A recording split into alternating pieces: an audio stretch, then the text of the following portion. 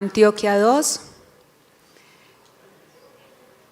Queremos expresar nuestras excusas a nivel público por la no presencia de la doctora María Claudia Borda Gallón, quien era la conferencista que estaría a esta hora dando su intervención, pero por razones ajenas a la organización y a los organizadores del evento, no va a poder estar con nosotros, ya que por un vuelo internacional se canceló y no pudo llegar a la ciudad de Medellín. Ella se excusa con todos los asistentes por no poder estar compartiendo con ustedes en este espacio. Sin embargo, vamos a dar continuación y a seguir desarrollando lo que es el seminario que nos ha convocado desde la mañana en este espacio de bienestar, trabajo y vida. Vamos a adelantar entonces la programación y vamos a desarrollar lo que es el conversatorio con los profesionales que nos han acompañado durante el desarrollo de la jornada. De antemano, excusas por la ausencia de la doctora Borda Gallón.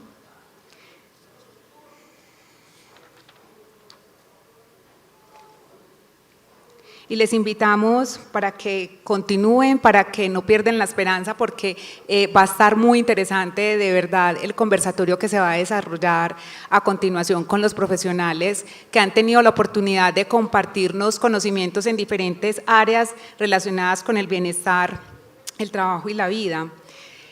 A continuación, yo voy a llamar a cada uno de esos profesionales que van a estar compartiendo con todos nosotros el espacio del conversatorio.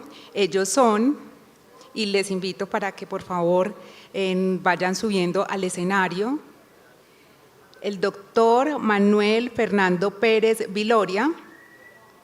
Él es el actual presidente del capítulo Antioquia de la Sociedad Colombiana de Medicina del Trabajo. Le invitamos para que por favor se acerque al escenario y tome asiento para empezar en transcurridos minutos lo que será el conversatorio con nuestros profesionales. De igual manera, invitamos a los doctores Valentina Patricia García Álvarez, Sebastián Felipe Cardona Cardona, y también llamamos a Ana María Urrea, quien estará compartiendo este espacio, y por supuesto a nuestro moderador, el doctor Julián Andrés Ramírez González. Démosle a ellos la cordial bienvenida a este espacio de conversatorio que estará bien interesante y que también es la invitación, es para que ustedes formulen en sus preguntas, para que sea de una manera muy conversacional, de una manera como un conversatorio muy ameno y que sea de manera muy coloquial con todos nuestros profesionales en el tema que van a abordar. No sin antes contarles un poco de la reseña profesional de nuestro moderador, el doctor Julián Andrés Ramírez González. Él es médico de la Universidad Pontificia Bolivariana, especialista en seguridad y salud en el trabajo, es de la Cohorte Quinta de Médicos de la Universidad del CES. Además es magíster en prevención de riesgos laborales, Universidad Internacional de La Rioja, España, especialista en dirección de IPS UDES. Además es el creador del podcast Somos Bienestar Laboral por Spotify. Esta información para que ustedes lo comiencen a seguir y para que a través de este podcast se puedan enterar de todos los temas relacionados con bienestar laboral. Julián Andrés entonces es el creador y participa activamente con esta temática tan interesante. Bueno, antes de empezar el conversatorio yo quiero invitarles para que todas esas fotos, videos, posts que ustedes van teniendo durante el desarrollo del evento, que ustedes se toman en los diferentes puntos estratégicos que ha tenido la organización a bien, ustedes puedan postear en Instagram, puedan postear en Facebook y lo hagan con el numeral SSO, con el numeral 30SSO, y también pueden etiquetar con el @ Corporación SO. Y de esta manera los organizadores estarán reposteando cada una de sus publicaciones y allí también estaremos presentes en lo que es el mundo digital, que es también tan importante en esta era. Bueno, démosle un cordial aplauso y un fuerte aplauso a todos nuestros expositores. y esperamos disfruten de esta intervención. Muchas gracias.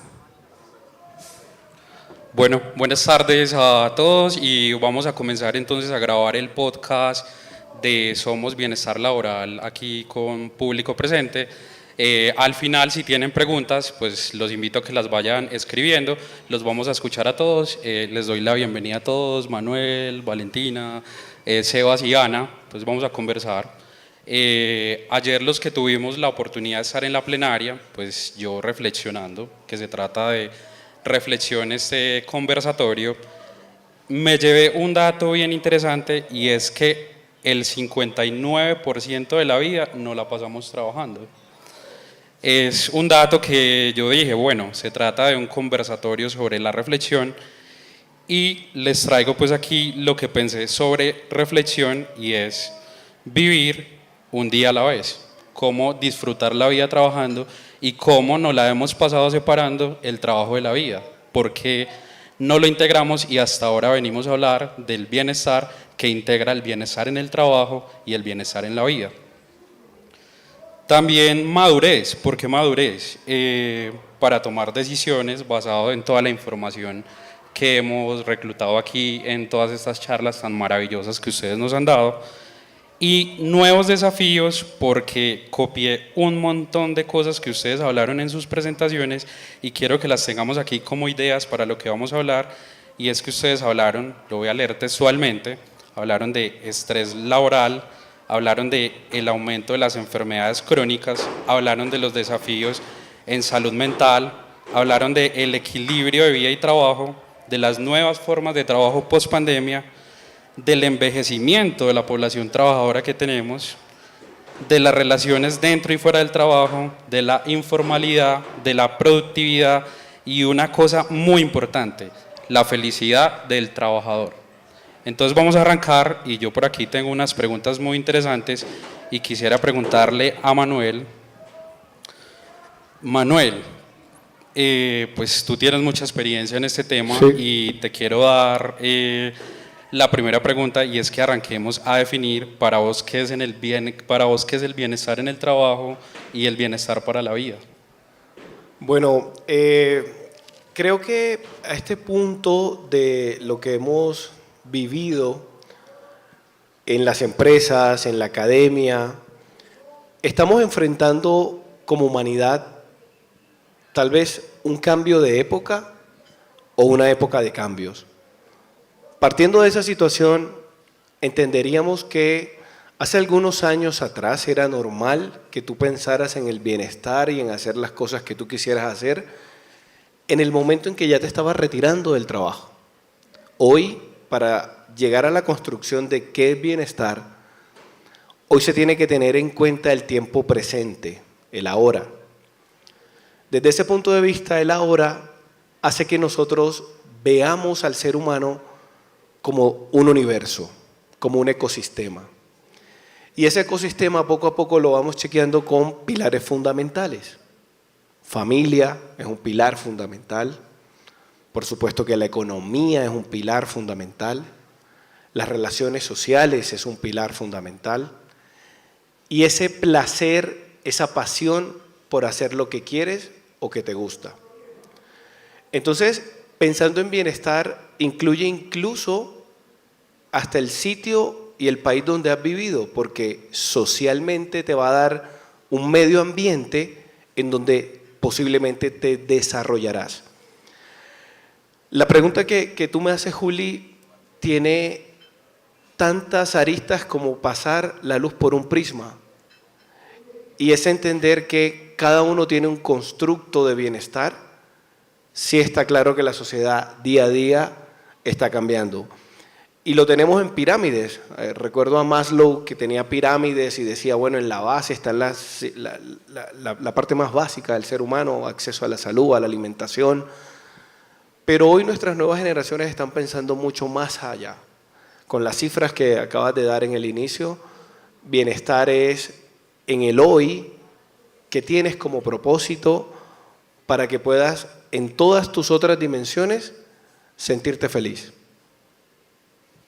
Sí, claro, y es importante eso que tocas y que lo mencionaba, y es que veníamos de un concepto de separar la vida del trabajo. Finalmente el trabajo hace parte de la vida y el trabajo es un lugar pues donde el primero que se debe preocupar por estar bien es uno mismo, y luego arranca pues las cosas que podemos hacer desde la organización para que ese trabajador se sienta bien en su lugar de trabajo. Partiendo de eso, Manu, y de todo lo que hablamos hoy en este seminario de bienestar, yo siento, y a veces me preguntan, y es muy difícil pues como dar respuesta a eso, y vos que tenés experiencia desde el liderazgo, ¿cómo se llega al gerente de una organización para hablar de un programa de bienestar? Porque pues hay varias problemáticas, dentro de esas está la parte económica, no hay recursos, pero ¿cómo se pone la primera palabra en acción para que un programa de bienestar empiece a funcionar? Juli, yo creo que tenemos que seguir aprendiendo de los lenguajes que tienen las corporaciones. Creo que los que trabajamos en seguridad y salud en el trabajo, hoy estamos en ese momento de la ola, en donde vienes surfeando la ola y vienes en el mejor momento. ¿Por qué? Porque las empresas se han dado cuenta que tener trabajadores sanos son empresas sanas. Vamos a ser muy claros con la pregunta. Yo como médico y con la formación que tengo, llegar a sentarme con un gerente y decirle, mira, vamos a disminuir el ausentismo, la accidentalidad, las enfermedades laborales, posiblemente esos 15 minutos, esos 5 minutos que tienes con la alta gerencia, los vas a consumir y posiblemente no entiendan tu lenguaje. Lo que yo considero es que tenemos que hablar el lenguaje de ellos. Tal vez los últimos años he estado en compañías en donde me ha tocado entender qué es, por ejemplo, el EBITDA o el retorno objetivo a una inversión. Y ese es el lenguaje que ellos tienen. Ahora, ¿cuál es el objetivo de nosotros en SST? El objetivo de nosotros en SST es que se creen estrategias para el bienestar de nuestros trabajadores. Desde ese punto de vista, dos cosas puntuales. La primera, si la estrategia viene desde la alta gerencia y tiene comunicación efectiva, venga que no solamente vamos a tener trabajadores sanas, sino productividad y rentabilidad. Y la segunda, que es en definitivo, la alta gerencia necesita conocer números. Y al entender de los números, va a hacer todo lo que sea necesario para que su propósito como empresa se conecte al propósito de sus trabajadores. De acuerdo, y ahí tocamos uno de los temas que yo he abordado. Me preguntan también sobre productividad y siempre mi respuesta es: si su trabajador está feliz y sano, va a reducir ausentismo y lo va a empezar a ver. Lo hablaba ayer con Sebastián, con algo que tocábamos acerca de... Sebastián me preguntaba, ¿y vos cómo haces esos programas de bienestar? Y yo le contaba algunas experiencias con organizaciones con las que he tenido pues, experiencia de asesorar, y yo le decía, Sebas, es que así como una organización tiene su matriz de peligro, también debe conocer la matriz de ese trabajador, tiene que conocer qué le duele, o sea, dónde está su talón de Aquiles fuera del trabajo para que le podamos ayudar ahí. Pues muchos quieren ir al psicólogo y no tienen el dinero como pagar una consulta, entonces involucra a la organización. Yo sé que eso demanda recursos, pero ¿cómo puede ayudar la organización para que pague su consulta y pueda seguir en terapia con su psicólogo? Y me decía, ¿y eso cómo lo puedo evidenciar? Y yo, pues vamos a hacer trazabilidad y te das cuenta que el ausentismo de esa persona que no iba por no solucionar su problema, pues dejó de faltar al trabajo y eso mejora. Y partiendo desde ahí le quiero preguntar a Sebas, porque el tema que Sebas desarrolla es un tema que me apasiona y me gusta mucho, y es cómo arrancar con el mindfulness en una organización, que sea una pyme, pues que sea una empresa pequeña, porque pues era algo que también te decía ahorita, que nuestro discurso va mucho a organizaciones grandes, pero nos olvidamos de esas pequeñas empresas, de esos trabajadores informales. Entonces, ¿cómo poner el primer paso, cómo poner la primer piedra para arrancar a hacer un programa de mindfulness y qué requerimos para eso? Sí, yo pienso que ahí es donde está la gran oportunidad. En realidad, pues acá también en este contexto he podido conversar con algunos compañeros que hacen parte de los equipos de salud y de bienestar de empresas grandes, empresas consideradas dentro de las grandes empresas del país. Y lo que ve uno es que esas empresas tienen un camino bastante adelantado. Ya hay una concepción mucho más amplia de lo que es bienestar. ya involucran prácticas que consideramos como de tipo alternativo y tienen bastante adelantado ese camino. El reto de la pregunta que tú mencionas es, yo considero que empieza por ampliar la información. Considero que este tipo de espacios académicos se vuelven una plataforma importante para saber cuáles son esas nuevas corrientes de intervención que se vienen desarrollando en el mundo, saber, por ejemplo, que una práctica tan antigua como es la meditación hoy en día tiene cabida dentro de un entorno laboral. Probablemente eso desde el inicio de esta práctica no se contemplaba. Siempre ha sido una práctica que va muy al ser, va muy relacionada con la persona, con conocerse mejor. Eso sigue estando vigente y considero que es fundamental, incluso dentro de lo que plantea, ¿cierto? En la medida en que nos conocemos mejor, sabemos qué nos conecta, sabemos o podríamos llegar a saber si estamos en el lugar adecuado, ¿sí? Que es importante a la hora también de hablar de bienestar en el trabajo. No solamente aquí la responsabilidad es del empleador, claro que lo estamos contemplando en ese sentido, pero también tenemos una responsabilidad personal. Yo pienso que, haciendo alusión a tu pregunta, lo primero está en masificar la información, en encontrar espacios que se convierten en plataformas para que las personas que tienen algún grado de dirección o de intervención en los programas de bienestar sepan que hay otra forma diferente de hacer las cosas, ¿sí? Y ya ahí hay una ganancia importante. Frente a cómo empezamos a desarrollarlo, bueno, es precisamente como la línea en la que yo vengo trabajando y me he encontrado con dos cosas que es muy importante. Lo primero es capacitación, es el tema de formar desde la teoría, porque sin el conocimiento es muy difícil ejecutar o implementar pues ya estrategias prácticas.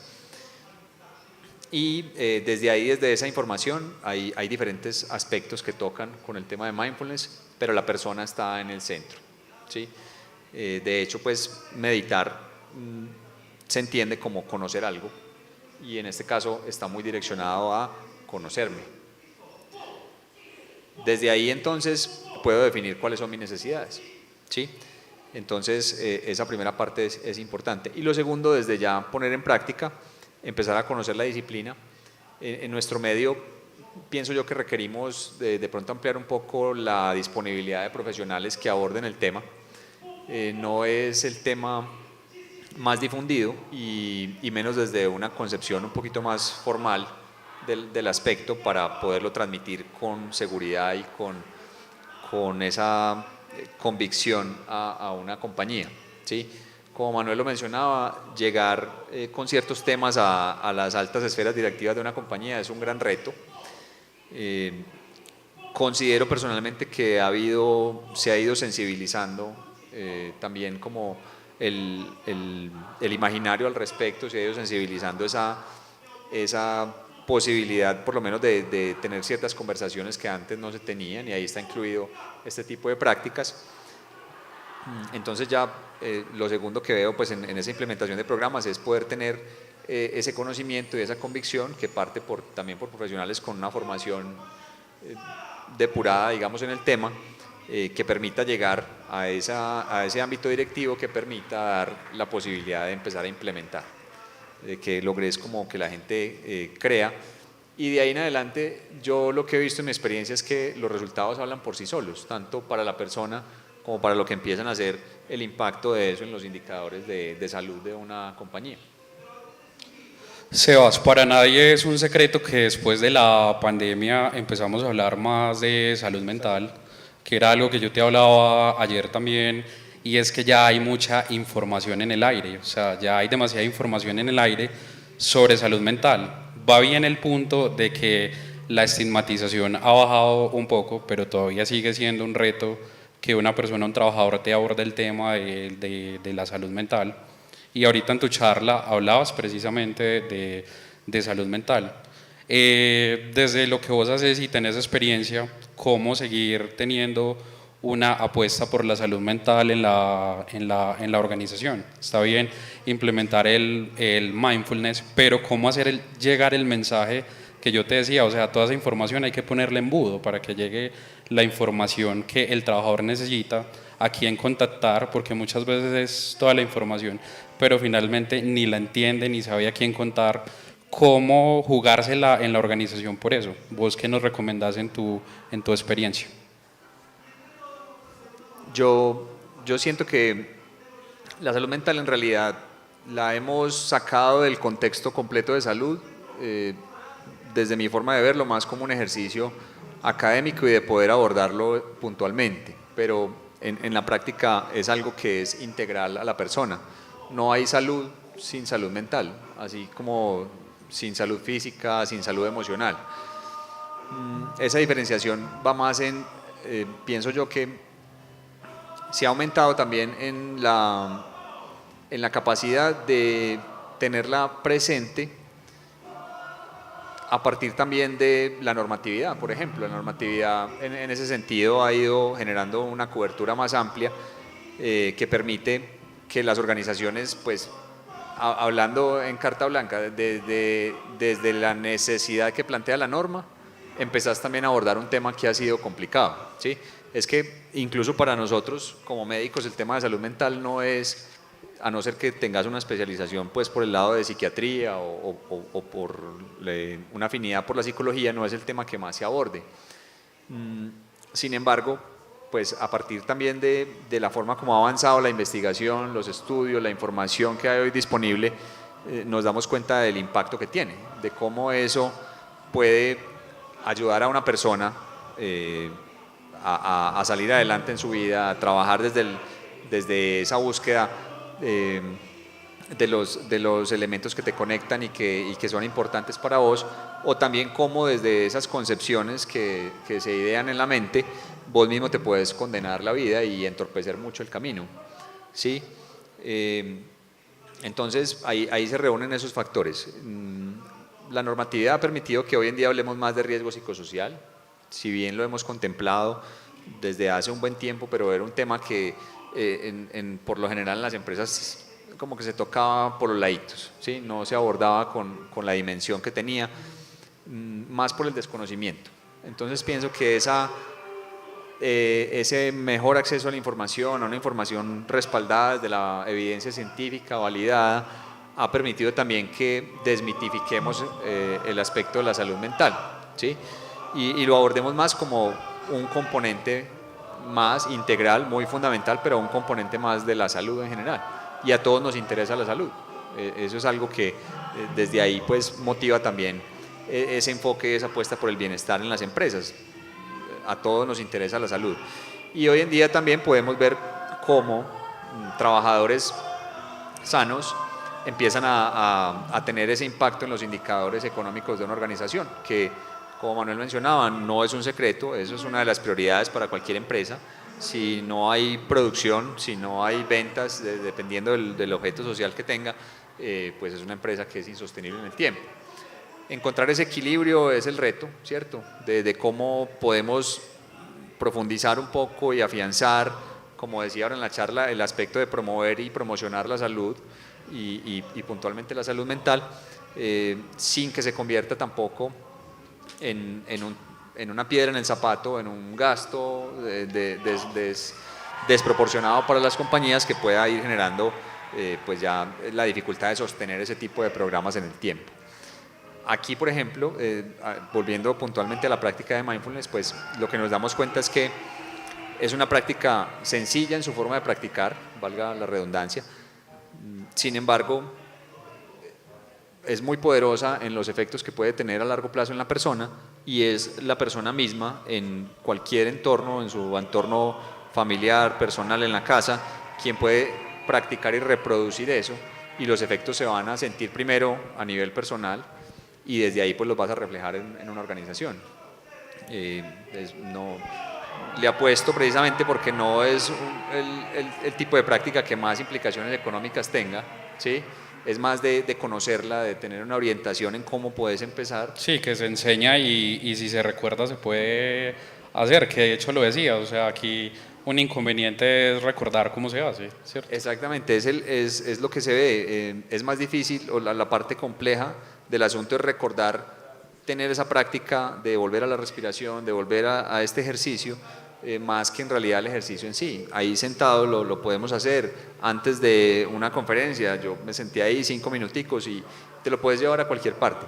Entonces se integra varios componentes pues, que permiten como darle ese respaldo y trabajar sobre el tema de salud mental, ¿sí? Bien, ahí hay un punto también que esta semana leía y me llamó mucho la atención, y es que en las organizaciones a veces desconocemos, aunque es información pues de historia clínica y es privada, y todas las personas están en libertad de exponer pues qué enfermedades de lo mental pueden tener, que se debería a mi parecer considerar también dentro de esa matriz de peligro de esa persona, pero no pues para estigmatizar, sino para ayudar.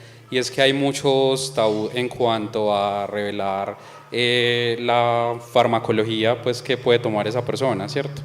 Digamos que se ha visto estudios donde se ha aumentado el consumo de fármacos que no están regulados, porque muchas personas tienen, digamos, la idea de que todos los fármacos para trastornos mentales generan adicciones, y no lo es así, ¿cierto? De hecho, pues si bien es bueno tener consulta con un especialista en psiquiatría y uno debería estar acompañado en su staff por ese profesional, pero también se ve que hay aumento de consumo de otras sustancias, por ejemplo, de medicamentos para dormir que son de libre venta, que eso representa muchos millones de dólares en el mercado de libre venta, medicamentos para la caída del cabello en hombres y mujeres, vitaminas, energizantes. Entonces es una lucha por no reconocer esos trastornos, que finalmente la estigmatización juega ahí un gran papel, pero yo creo que también dentro de las estrategias que yo propongo es darle reconocimiento. Es decir, bien, reconozcamos tu trastorno y tú tienes que trabajar en ello, pero desde acá en la organización pues te vamos a ayudar.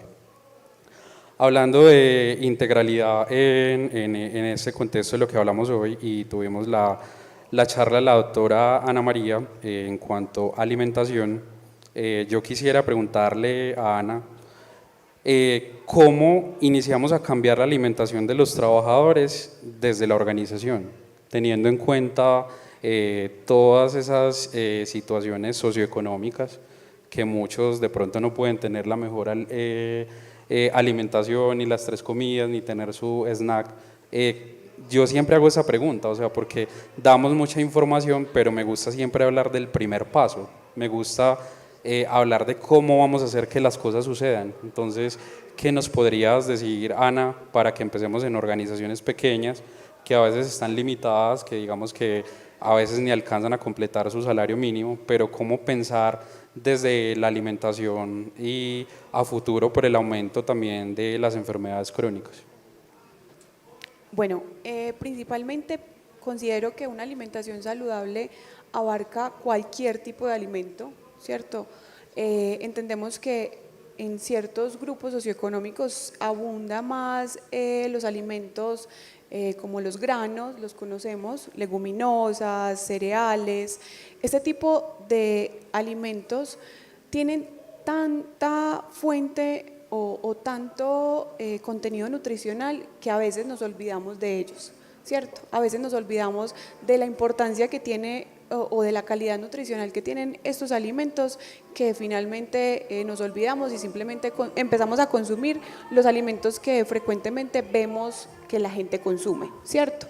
Pero que no tenemos como en recetas o en mente este tipo de opciones que podemos hacer, incluso, no sé, además de hacer sopa de lentejas, podemos hacer torticas de lentejas, que si bien es una muy buena fuente de proteína, también es una muy buena fuente de fibra, de selenio y después de otros componentes que también generan un beneficio para todas las personas. Y aquí tengo otra pregunta que me surgió de la charla y alguna información que había investigado de unas presentaciones previas tuyas, que te hice por ahí spoiler. Y te quiero preguntar cómo el tener una alimentación adecuada puede ayudar a mejorar la productividad de una organización. Puede aumentar demasiado. ¿Por qué? Porque estamos también olvidados de que la alimentación balanceada es solamente consumir alimentos que frecuentemente vemos en las redes sociales, ¿cierto? Si bien las redes sociales nos están diciendo de que ahora la alimentación es la base para alcanzar todo lo que queramos alcanzar a nivel físico, también es muy importante entender que la alimentación es la base, es la gasolina de nuestro cuerpo y tal cual lo alimentemos, así tal cual va a responder, ¿cierto? Entonces, crear una alimentación balanceada y consciente abarca todos los alimentos, entendiendo la cultura alimentaria pues como de la región. No vamos a alimentarnos de la misma manera como se alimentan las personas de la costa, no nos vamos a alimentar de la misma manera de las personas que pues viven en Cali, ¿cierto? Entonces es entender como cuál es la cultura alimentaria de ese tipo de empresas para saber cuál es la alimentación correcta o cómo se puede adaptar esa alimentación para que quepa dentro de una alimentación balanceada y consciente. Y la pregunta acerca de actividad física, que también hablaste de eso y tienes experiencia en el tema, y es que, y bueno, y juntando el tema del doctor Angarita, que nos habló sobre obesidad, que es una enfermedad, y que el abordaje ya de la obesidad pues tiene que ser integral, pero ese trasegar con la obesidad también trae mucha frustración. Era, doctora, no lo consigo, no puedo bajar más. Y te quería preguntar, ¿cuál es el primer paso para uno empezar un programa de actividad física en una organización? Y otra pregunta ahí acuñada a lo que te acabo de meter acá es cómo manejar esa frustración desde tu área en la nutrición, porque pues no es el caso de uno, sino de muchos que dice, no, es que yo hago la dieta y a pesar de eso no lo consigo. Bien, primero es soñar en grande, entender que tú vas a llegar a ese objetivo. Si tú no sueñas y tú no estás visionado a que ese objetivo va a llegar, tú no vas a llegar, ¿cierto? Es muy importante también el tema de tener muy a la mano como este tema de mindfulness para que de cierta manera esté muy agarrado con la alimentación y sobre todo los dos pedaleen a ese objetivo. Si bien la actividad física es un estrés, es una tarea que a todos iniciar cuesta, pero créanme que cuando ya uno tiene el hábito de hacer ejercicio, de ejercitarse, de sentir lo que puede generar el ejercicio físico, a uno le hace falta. A uno le hace falta hacer esa actividad física en el día o le hace falta en la semana, tal vez cuando uno por cosas del tiempo se puede como desplazar esa actividad, a uno le hace falta, incluso uno dice, fue madre, me hizo falta entrenar, mañana voy a ir, tampoco al día siguiente pudo, entonces ya lo más importante es querer hacerlo, querer empezar como con ese objetivo, tratar de minimizarle todas las tareas posibles al cerebro y es entender que, bueno, tengo que dejar lista la ropa del gimnasio, tengo que saber qué me voy a poner, tengo que saber a qué hora voy a ir, tenerlo planeado durante el día para que el cerebro no te envíe a ti ese mal pensamiento, lo puedes hacer más tarde, o lo puedes hacer mejor mañana, o ya entrenaste ayer, mejor entrena mañana, hoy para qué, ¿cierto? Porque uno mismo se sabotea, incluso el entorno también está generando de que si tú entrenas, el entorno te está viendo porque entrenas todos los días, porque haces ejercicio todos los días, porque te alimentas bien todos los días. El entorno mismo te está generando como ese saboteo a que tú dudes de lo que tú estás haciendo. Entonces, el primer paso, vuelvo y reitero, es pensar en grande y pensar en que ese objetivo va a llegar. Y ese tema que tocas, y es que yo tengo algo muy claro y siempre también lo comento, y es que uno su vida no la puede basar en un reloj ajeno, uno tiene que ver su propio reloj. Y a veces digo, deje de consumir tanto ese material que le pone los indicadores y objetivos que no son los suyos. O sea, usted va a su paso, va logrando, algunos lo lograrán más rápido, otros pues se demorarán en eso. y justo fue una idea de uno de los capítulos del podcast que hablamos de la frustración enfocados de la meditación. Y voy a eso porque cuando uno habla con los trabajadores, muchos no están contentos en lo que hacen. Entonces llega uno a las organizaciones y va a hablar de la charla de la felicidad y pues nadie está contento con lo que está haciendo. Entonces uno dice, estamos perdiendo pues como el tiempo con esta charla porque finalmente hay que saber lo que yo le definía a Sebas, es cuál es el dolor de ese trabajador. O sea, el enfoque tiene que ir al trabajador, no solo en la organización. Estos son los peligros a los cuales usted está expuesto y ya, no, usted qué trae por dentro, qué siente, porque finalmente esa situación lo puede conducir a que le suceda un accidente de trabajo, que lo hablaba el doctor Duque esta mañana. Si usted no duerme bien, pueden ocurrir accidentes de trabajo y realmente a veces en investigaciones se da cuenta uno que son situaciones externas que han llevado a la ocurrencia de esos accidentes. Quiero hablar un poquito del tema de la asegurabilidad y aquí tenemos a la doctora Valentina y yo quiero que quede claro en ese mensaje que va a quedar grabado en el podcast porque es una de las preguntas que más hacen y es lo que te preguntaba ahorita que estábamos compartiendo en el almuerzo y es por qué para las personas es más importante presentar el primer papel con la cuenta bancaria y no asegurarse, empezar a trabajar y cerciorarse de que ya está afiliado al sistema de seguridad social. Gracias, Juli. Hay una generalidad en la baja percepción del riesgo que tenemos. Nos creemos como a veces todopoderosos, entonces es más importante facturar, es más importante prestar el servicio en las condiciones que sea. Y en las condiciones que sea muchas veces sin asegurabilidad, porque ya soy beneficiario, que lo mencionaba ahorita en la charla, porque yo tengo régimen subsidiado, porque si usted me afilia o me obliga a afiliarme, entonces pierdo los beneficios que me dan los subsidios, pierdo el CISBEN, que eso es el CISBEN es, te vamos a afiliar a la seguridad social, no, es que pierdo el CISBEN. Y no, en realidad, pues todos, el sistema de información de beneficiarios es una encuesta que se nos aplica a todos, seamos formales o informales, y es simplemente una clasificación que se da en 4 categorías para entregarle una información al Estado y que pueda trabajar en base a eso.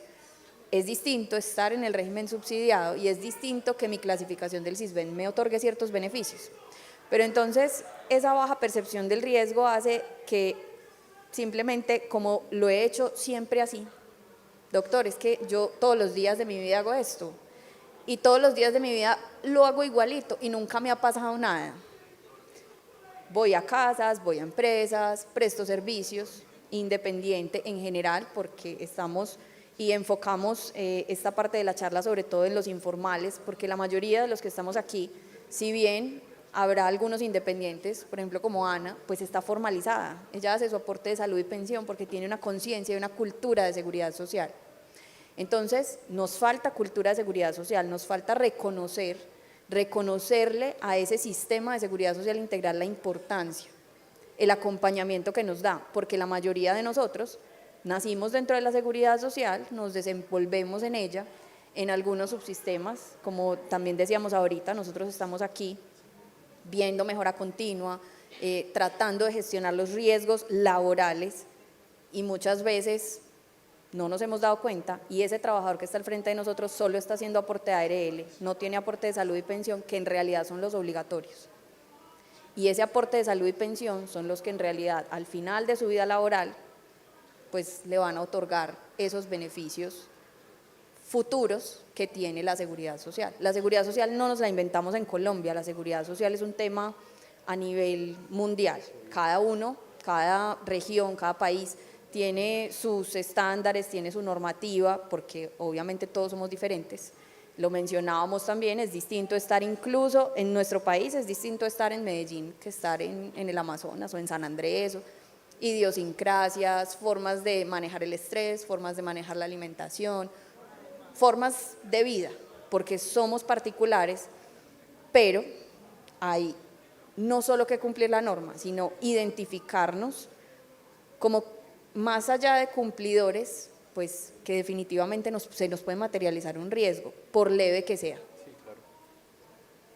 Sí, igual, y ese tema que tocas, y hay organizaciones que están en la capacidad de pagar algunos seguros voluntarios a sus trabajadores, otros no, ¿cierto? Pero uno dice, hay que cumplir por lo menos lo mínimo obligatorio, y a mí me gusta mucho que haya estado tu charla en este seminario, porque sí, porque nos la pasamos hablando del bienestar, pero ahí va una pregunta: ¿por qué una organización que tenga su seguridad social al día se considera que cumple con bienestar en el trabajo? Porque es importante, y que quede ese mensaje, me gusta mucho y lo reitero, porque aquí en este podcast me he dado cuenta que escuchan algunas organizaciones que cuando uno se pone a revisar sus documentos, uno dice, hey, te falta esto, pilas con esto, y tienen esa idea, no, pero es que eso no pasa nada. Y yo siempre les digo, ojo, que en el mandado es donde sucede el accidente,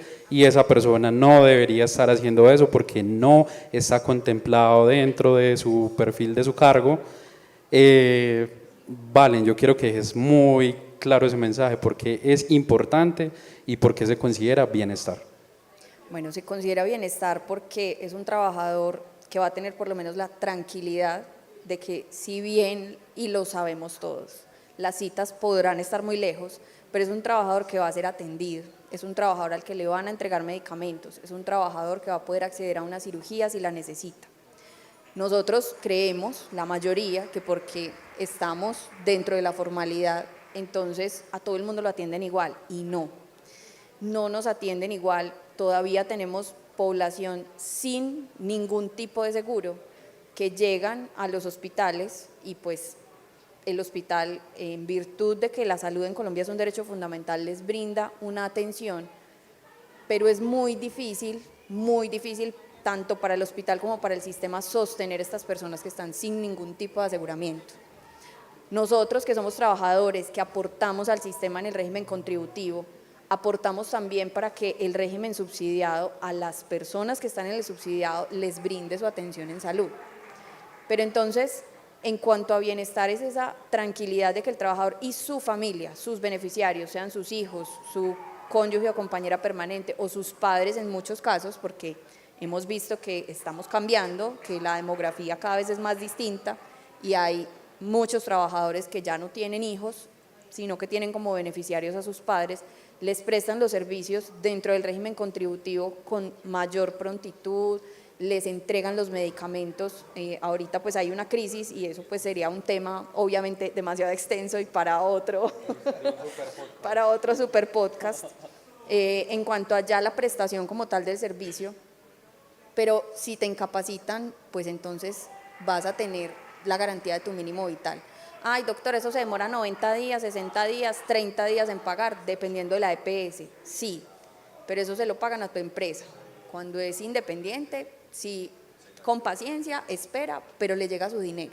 Entonces es esa tranquilidad para el trabajador de que va a percibir del sistema al cual está contribuyendo, pues los beneficios para los cuales se han creado los sistemas de seguridad social y por los cuales pues trabajamos todos los días. De hecho, el solo hecho de estar aquí es una muestra de que la seguridad social tiene amplios beneficios, entre ellos académicos. Claro, y otra que esta sí va más a invitación, es de qué vamos con los independientes y que están en la informalidad. ¿Cómo, que era otro tema que te tocaba ahorita, que hablamos de todo lo que pensábamos, cómo invitarlos? Porque yo te preguntaba sobre estadísticas que por nada fueron alentadoras, que muy aburrido con todas esas estadísticas, pero nosotros no debemos dejar de hacer esa tarea. ¿Cómo va esa invitación? O sea, ¿cómo nosotros llegamos? Porque son preguntas que le hacen a uno y a veces uno no sabe puntualmente responder. ¿Cómo los invitamos? O sea, ¿qué beneficios tenés de que formalices, hombre, tu informalidad? En efecto, Juli, es triste realmente comentar las cifras de informalidad del país, pero son realidades y son datos, y hay que darlos, como dice el pollito del meme, ¿cierto? Son datos y los tenemos que conocer, porque si no los conocemos, entonces los vamos a seguir dejando de lado. Invitar a cualquier persona que tenga que ver con mi cadena productiva, lo decía yo ahorita, por lo menos preguntarle, venga hombre, ¿usted paga seguridad social? Y si bien no entrar en la discusión ni en el juego de es que yo no me voy a pensionar, yo eso para qué, por lo menos decirle, mire, y si usted, porque es una pregunta pues que podría quedarle sonando, si a usted le pasa algo hoy, su familia con qué va a vivir el resto del mes. Si usted se muere mañana, su familia con qué va a vivir el resto del mes. Una de las afirmaciones para las preguntas que tuvimos ahorita fue, ¿usted con cuánto dinero vive? Si usted es independiente, ¿usted con cuánto dinero vive en el mes? Por lo menos trate de cotizar por ese valor de ese dinero que necesita, porque ante cualquier eventualidad el sistema de seguridad social le va a responder y le va a responder es con ese IBC, con ese valor que usted le estaba cotizando al sistema. Entonces, claro, usted le hace conejo, como se dice, a la seguridad social, paga por el mínimo y cuando se incapacita, tiene un evento laboral, le va a llegar el mínimo, tiene una licencia de maternidad, le va a llegar el mínimo. Claro, que cree que inteligentemente lo está haciendo bien, pero luego llegan esos líos. Manu, hablemos un poquito de liderazgo. Tú tienes experiencia en el liderazgo, en la sociedad médica que presides. Y yo quisiera preguntar cuál es el tipo de liderazgo que necesitamos para implementar el bienestar en el trabajo. Como líder y qué herramientas tendrías para implementar ese liderazgo. Entonces, estilo y herramientas de liderazgo. Perfecto, Juli. Estilo participativo. Estilo participativo porque vas a encontrar la realidad en tus trabajadores y vas a conocer su universo, vas a conocer sus necesidades, vas a conocer los que a ellos les motiva y cuál es su propósito. La mejor manera de explotar los potenciales, parecemos deportistas de alto rendimiento que lo dicen, en qué momento Mbappé va a explotar su potencial. Es un símil. Nosotros como seres humanos tenemos ese momento de estallar y entregar nuestro máximo potencial siempre y cuando estemos en el medio ambiente que nos lo permita. Liderazgo participativo. Ahora, estrategias.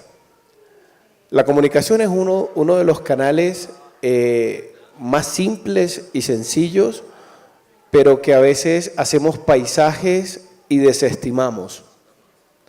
Y desde ese punto de vista, yo hace rato que vengo trabajando con juntas directivas empresariales y les digo a los vicepresidentes o a los presidentes, cojan ustedes la estrategia que quieren y bájenla.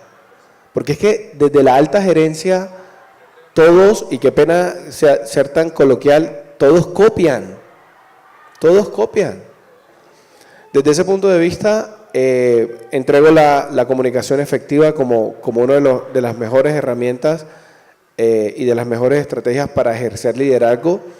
Lo otro es, si todos brillan, tú brillarás más. Entonces, encontrar en qué son buenos tus trabajadores y darles esa libertad de crear, construir y ser la ventana para que ellos se desarrollen, nada más va a hablar de ti que el hecho que tú hayas dado esa red y lo hayas tejido y lo hayas construido.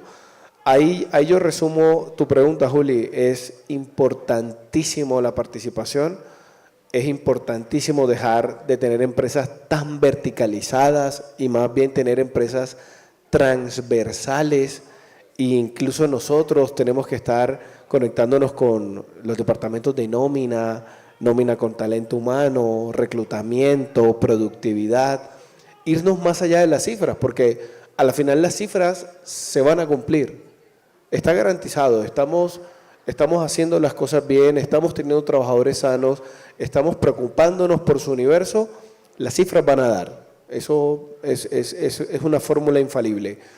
De ahí en adelante me parece que es vital escucharlos y tenerlos cerca, tener participación, Julián. Eso hablará muchísimo del tipo de liderazgo que puedas tener.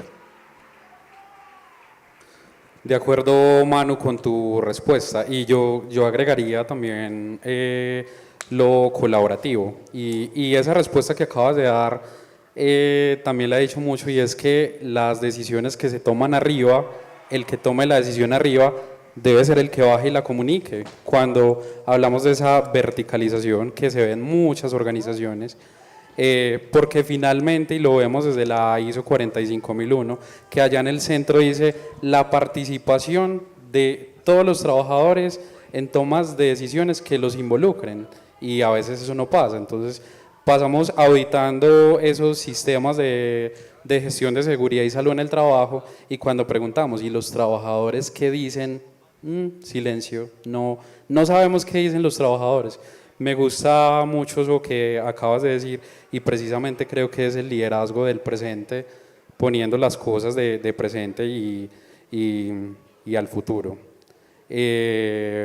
No sé si alguno quiere agregar algo más sobre las preguntas que acabamos de hacer. Si tienen preguntas en el público, son bienvenidas.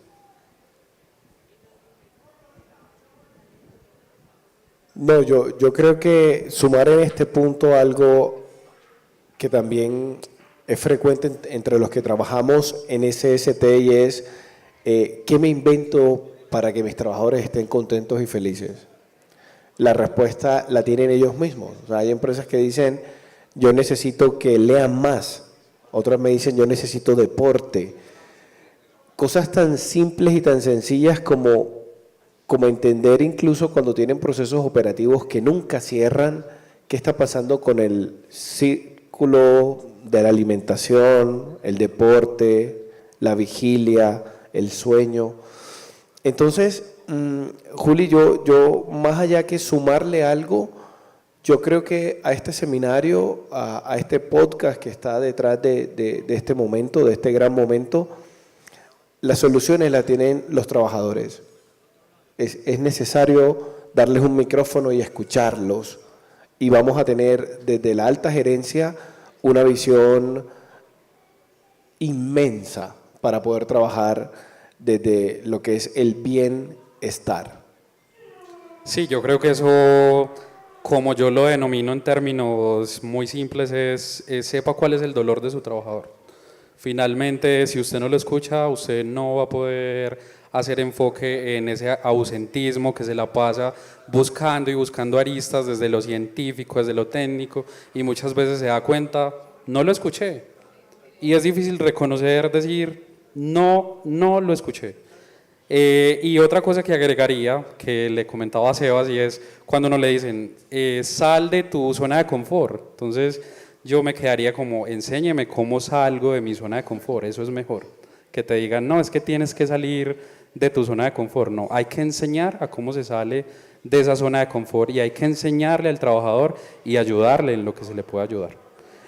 Muchas gracias por haber participado en este podcast. Próximamente lo vamos a publicar en Somos Bienestar Laboral, y agradezco a la organización por haberme invitado y por haber incluido este tema de bienestar, que es de lo que tenemos que hablar de presente y para los desafíos del futuro. Muchas gracias. Y a todos por estar aquí presentes. Gracias.